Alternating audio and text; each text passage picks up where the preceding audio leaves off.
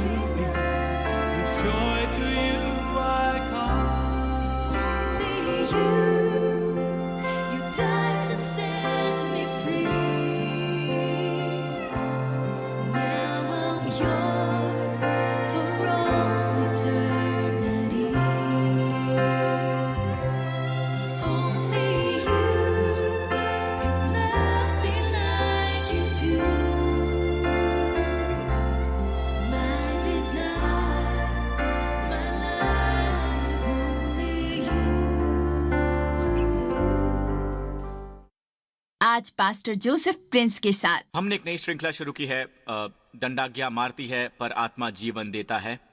और हमने पिछले सप्ताह बात की थी कि कैसे दंडाज्ञा की वाचा, जिसका दूसरा नाम है मृत्यु की वाचा, वो असल में है पुराने नियम की वाचा। जी हाँ, ये पुराने नियम की वाचा है। 10 में से 9 बार पुराने नियम में भविष्यवक्ताओं को भेजा गया दंडाज्ञा देने के लिए। जी हाँ, और परमेश्वर ने इसके लिए कोई क्षमा नहीं मांगी क्योंकि वो व्यवस्था के अधीन थे और व्यवस्था कुछ नहीं कर सकती सिवाय दंडाज्ञा देने के, अगर आप में कोई कमी रह जाती है। पुराने नियम में भविष्यवक्ताओं ने दंडाज्ञा से प्रभु सेवा की और ये उनकी सेवकाई थी। चाहे ये यर्मिया हो, चाहे भविष्यवक्ता हो या सबके सब, उन सबको भेजा गया था दंडाज्ञा द्वारा सेवकाई करने को। अब यहाँ कुछ अपवाद हैं, जैसे एलीशा, उसकी सेवकाई एलिया की तुलना में अनुग्रह की सेवकाई है। एलिया दंडाज्ञा का भविष्यवक्ता है, एलीशा अनुग्रह का भविष्यवक्ता है। एलिया के नाम का मतलब है यहोवा परमेश्वर है। ओके, एलीशा उसके नाम का मतलब है कि परमेश्वर बचाता है। जैसे यशुआ यहोवा बचाता है, मेरा परमेश्वर बचाता है। ये अनुग्रह का भविष्यवक्ता है। और एलीशा की सेवकाई ने एलिया की सेवकाई के चमत्कारों को दुगना कर दिया था। अगर आप एलिया की ओर देखेंगे, उसकी सेवकाई दंडाज्ञा की सेवकाई थी। मुख्यतया ये दंडाज्ञा थी और लगता है कि उसके सेवकाई की शुरुआत हुई इजराइल के मूर्ति पूजा की वजह से। मूर्ति पूजा थी और वर्षा नहीं हो रही थी। पर इससे पहले कि जब वर्षा नहीं हुई थी, ऐसा लगता है जैसे परमेश्वर ने अपने भविष्यवक्ता एलिया को एक चुनाव दिया था कि किस किस्म की दंडाज्ञा वो लोगों पर लाना चाहता है। आप ये कह सकते हैं कि अकाल 1 साल के लिए या अकाल 2 साल के लिए, पर इसके बजाय उसने कहा कोई ओस नहीं होगी, कोई वर्षा नहीं होगी। चलिए पढ़ते हैं 1 राजाओं 17 में।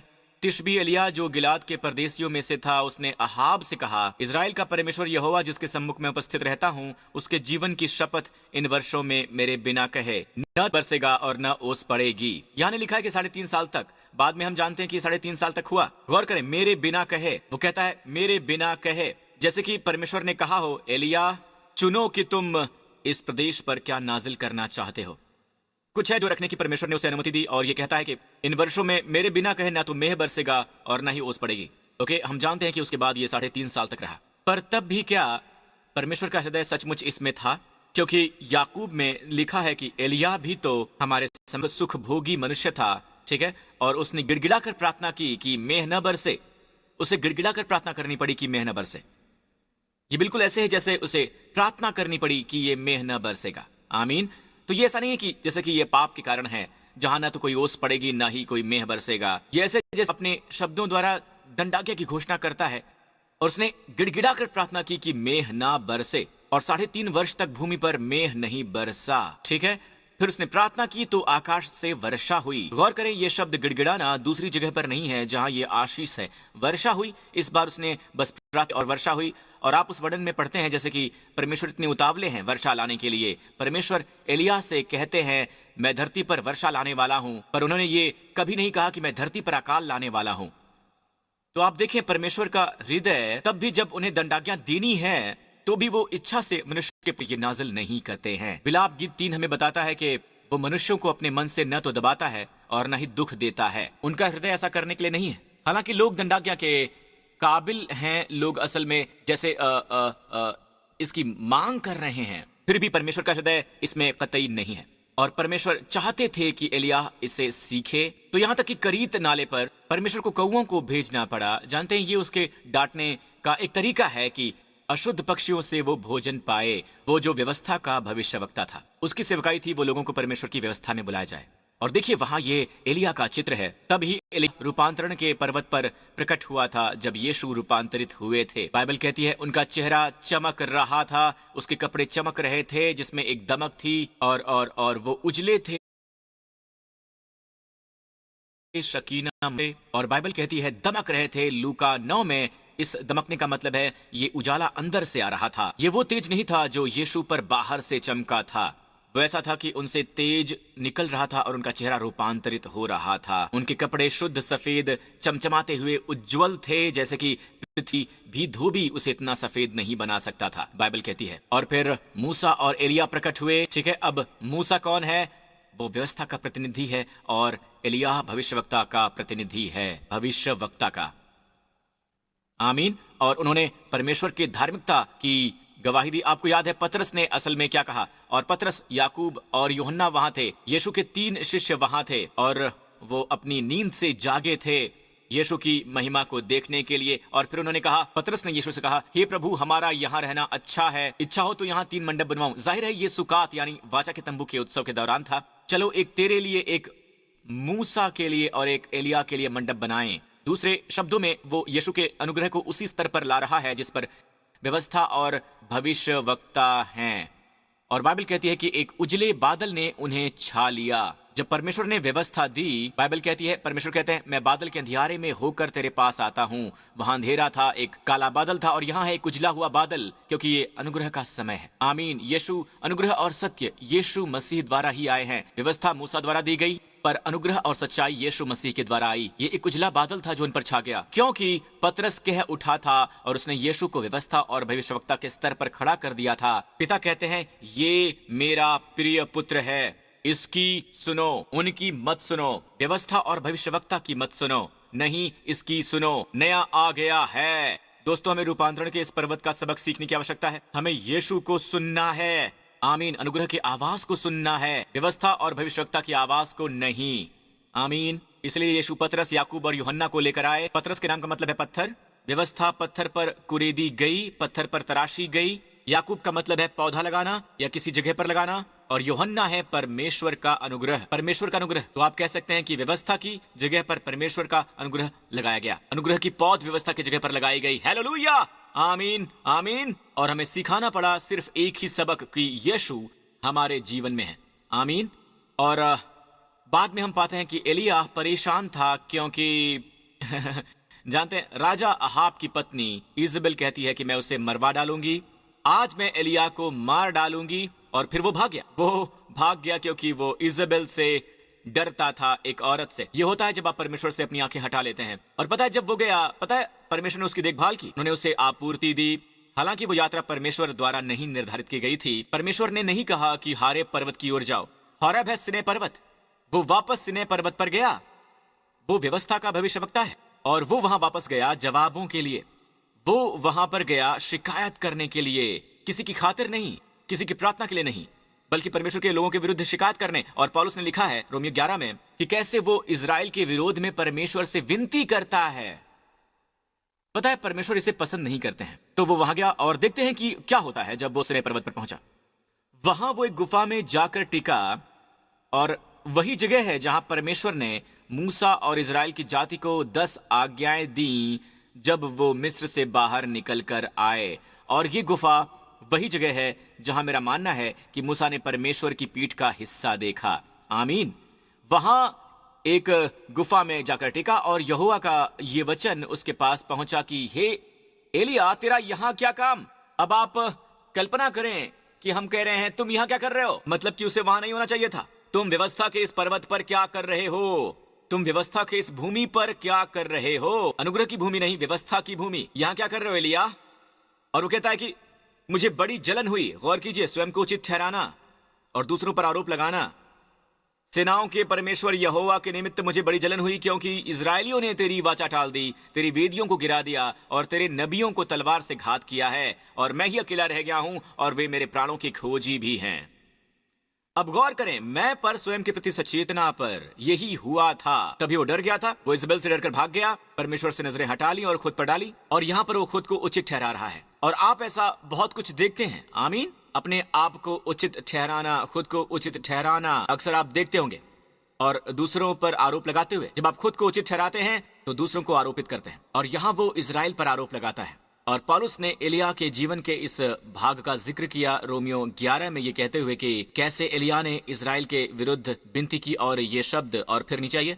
और परमेश्वर ने कहा, ध्यान दीजिएगा, परमेश्वर ने क्या कहा? बाहर निकल कर आ। क्यों बाहर क्यों आऊं? क्योंकि एलिया एक गुफा में था।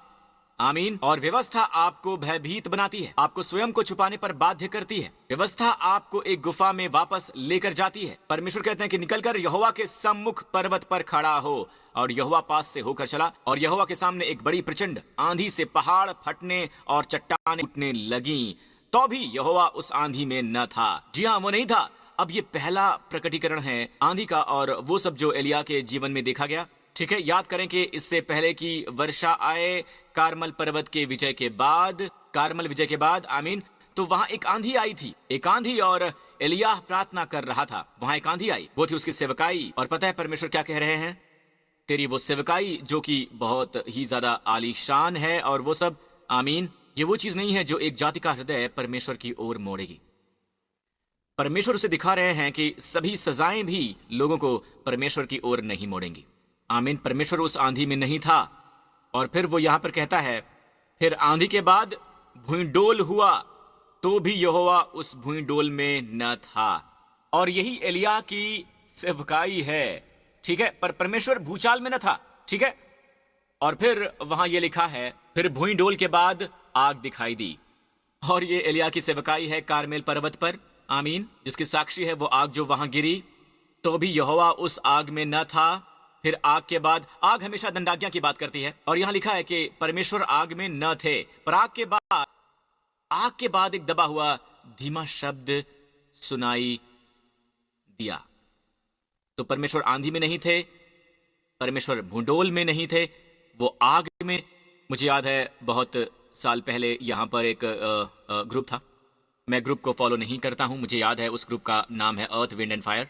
परमेश्वर नहीं है अर्थ विंड या फायर में, वो भूडोल में नहीं है, वो आंधी में नहीं है, वो आग में नहीं है, वो आरोप के इन भाव में बिल्कुल भी नहीं है, पर वो है धीमी छोटी सी आवाज में। और इन सब भावों में, भूचाल, आंधी, आग और वो सब में, एलिया अभी भी गुफा में छिपा हुआ था, उसी गुफा में। पर जब उसने वो धीमी सी दबी हुई आवाज सुनी, देखें क्या हुआ। ये सुनते ही दबी हुई धीमी आवाज, एलिया ने अपना मुंह चद्दर से ढांपा और बाहर जाकर गुफा के द्वार पर खड़ा हुआ। केवल एक चीज जो आदम जैसे पापी मनुष्य को ला सकती है, ठीक है, जो पेड़ों के पीछे छिपा हुआ था, उसे बाहर ला सकती है उनकी उपस्थिति में, वो है अनुग्रह, परमेश्वर का अनुग्रह। एक आवाज, धीमी और सहज आवाज, अनुग्रह की आवाज। आमीन। केवल अनुग्रह ही लोगों का जीवन परमेश्वर की ओर मोड़ सकता है। केवल अनुग्रह ही सबसे कठोर पापी तक पहुंच सकता है और उसका हृदय पिघला सकता है। कोई भी दंडाज्ञा ऐसा बिल्कुल नहीं कर सकती है। यहाँ तक कि प्रकाशित वाक्य की पुस्तक में भी देखिए, प्रकाशित वाक्य की पुस्तक में लिखा है 16:11, अपनी पीड़ाओं और फोड़ों के कारण स्वर्ग के परमेश्वर की निंदा की और अपने अपने कामों से मन न फिराया। सबसे अधिक दंड से भी मनुष्य का हृदय फिर भी बहुत कठोर होता है। सजा उनके हृदयों को नहीं बदलेगी। और परमेश्वर अंतिम बार दिखा रहे हैं कैसे सजा लोगों के हृदयों को नहीं बदल सकती। सजा की निष्क्रियता के कारण नहीं, परंतु कठोरता की वजह से, मनुष्य के हृदय के सबसे अधिक विद्रोह की वजह से। पर मनुष्य उसके प्रति जागरूक नहीं है। चलिए अब चलते हैं दोबारा एलिय्याह की कहानी पर। एक ही चीज जिसने एलिय्याह को उस गुफा के बाहर निकाला परमेश्वर के सामने खड़ा होने के लिए, वो थी एक धीमी दबी हुई आवाज। और परमेश्वर चाहते थे एलिय्याह सीखे।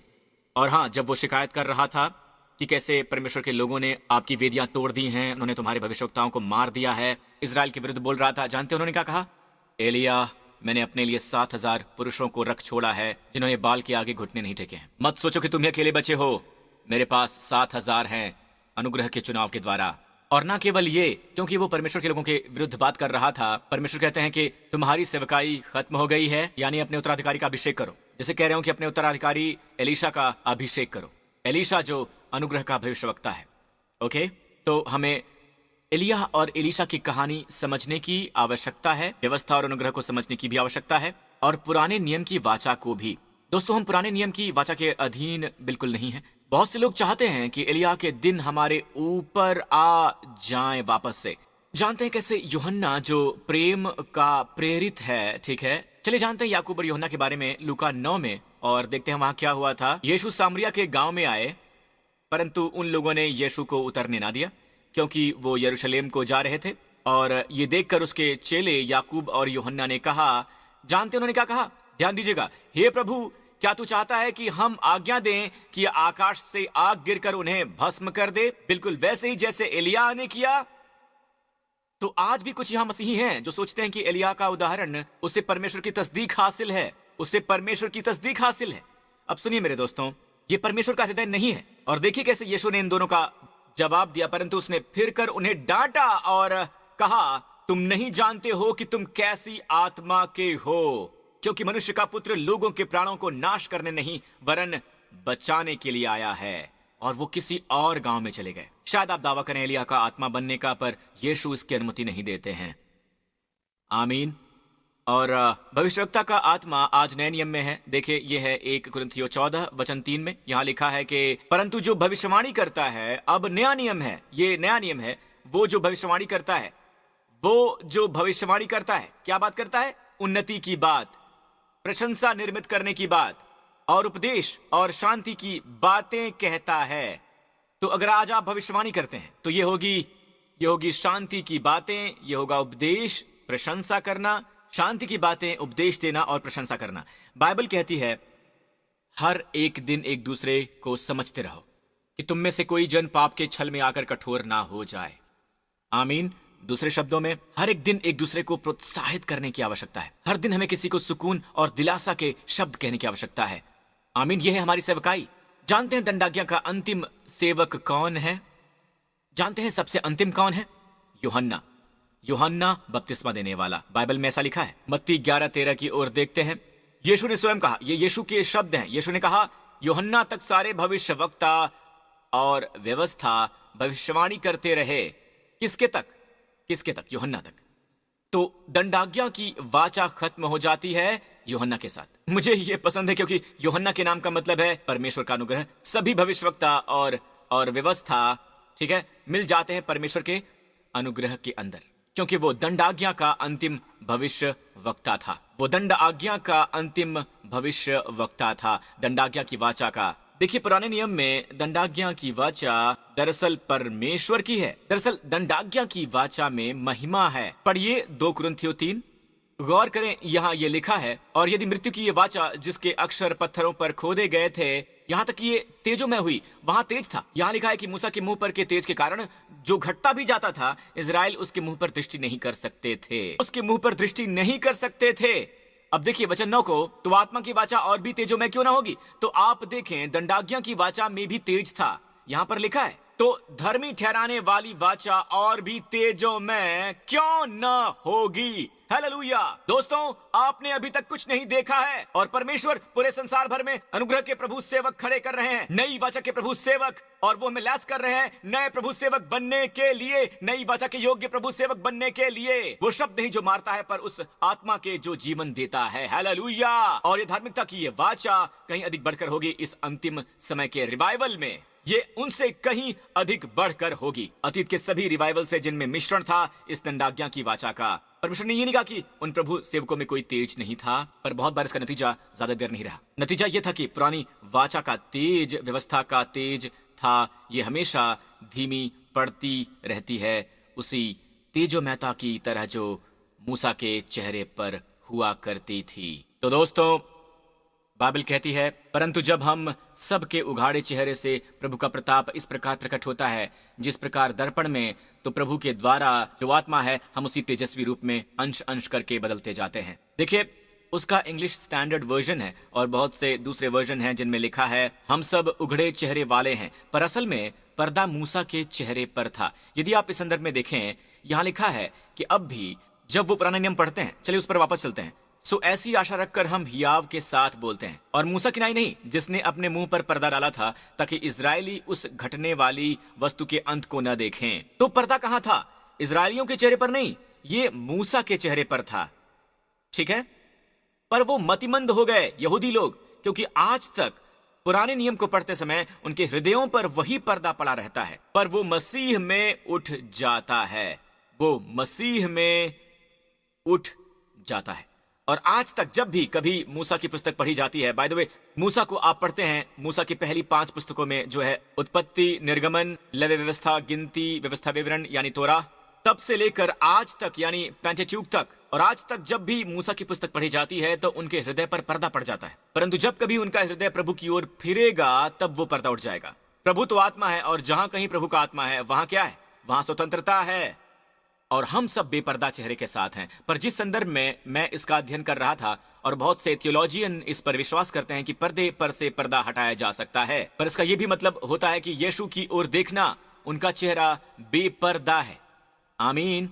बिल्कुल वैसे ही जैसे पर्दा मूसा के चेहरे पर था, इजरायलियों के नहीं, ये मूसा के चेहरे पर था। आज हम यीशु की ओर देखते हैं और उस पर कोई पर्दा नहीं है, और उसकी हर एक किरण कहती है, ऑलराइट, वो चमकती है और उनसे कहती है कि हमारे पाप चले गए हैं, आपके पाप चले गए हैं। उसके चेहरे पर वो पूरी ज्योति कहती है, तुम्हारे पाप हटा लिए गए हैं, तुम्हारे पाप चले गए हैं, तुम्हारे पाप क्षमा कर दिए गए हैं, आमीन, दूर कर दिए गए हैं, आमीन। और श्राप तुम्हारे जीवन पर नहीं है। परमेश्वर की ओर से कोई पाप नहीं है, कोई भी दंड आपकी ओर नहीं है, और ना ही आपके परिवार की ओर है। जितना हम यीशु की ओर देखते हैं उतना ज्यादा हम रूपांतरित होते हैं उसी छवि में। ये तेजोमयता है। जानते हैं, जब मूसा पर्वत के नीचे आया, लोग मूसा से दूर भाग गए। वो डर गए थे क्योंकि उसके चेहरे पर वो रोशनी बहुत डरावनी थी, क्योंकि वो मांग की रोशनी थी, व्यवस्था की रोशनी थी। व्यवस्था की रोशनी, तुम्हें ये करना चाहिए, तुम्हें ये करना चाहिए, वो नहीं करना चाहिए, वो नहीं करना चाहिए। एक रोशनी थी जिसे लोगों ने भेजा, वो भाग गए। पर जब यीशु रूपांतरण के पर्वत से नीचे आए, बाइबल कहती है लोग उनकी तरफ भागे भागे आए,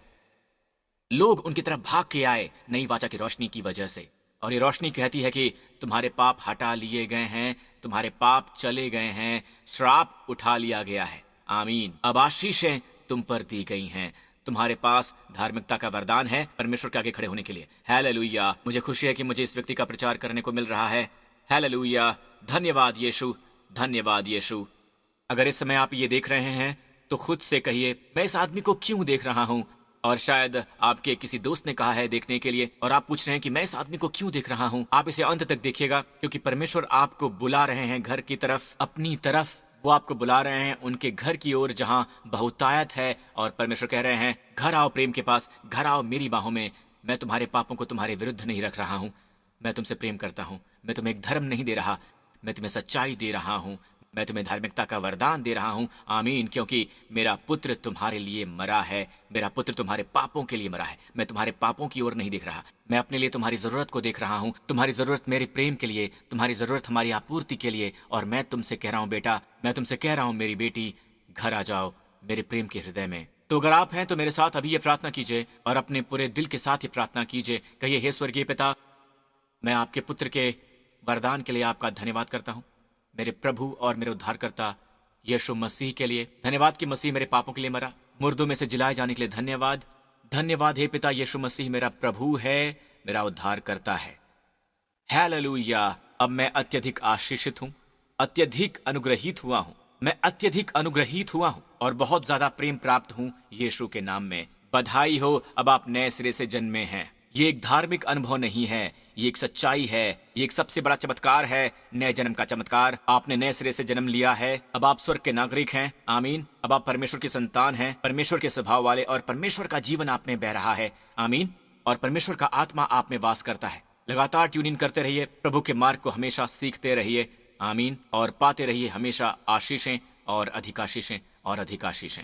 आमीन। क्योंकि परमेश्वर आपको आशीष देते रहते हैं। यीशु के नाम की प्रशंसा हो। आमीन। चर्च, अपने पांव पर खड़े हो जाइए। हालेलुया। मैं आप पर आशीषों का ऐलान करना चाहता हूं इस आने वाले सप्ताह के लिए। परमेश्वर आपको और आपके परिवार को इस पूरे सप्ताह आशीष दे। परमेश्वर आपको और आपके प्रियजनों को आशीष दे। परमेश्वर आपको व्यवस्था विवरण 28 के आशीषों से आशीष दे।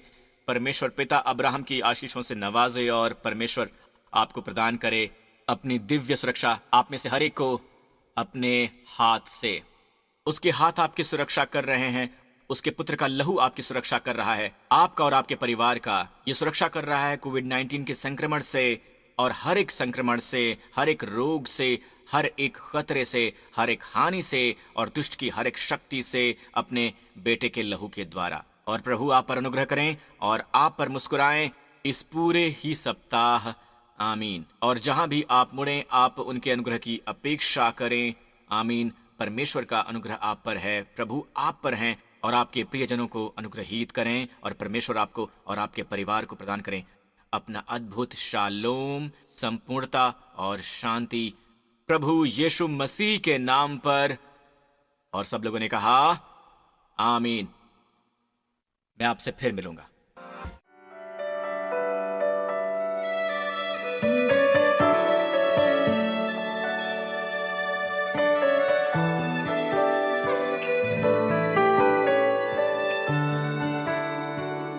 I'm held by your love, upheld by your strength. So awesome is your love, so mighty is your hand. On eagle's wings you carry me, your grace shall be my strength.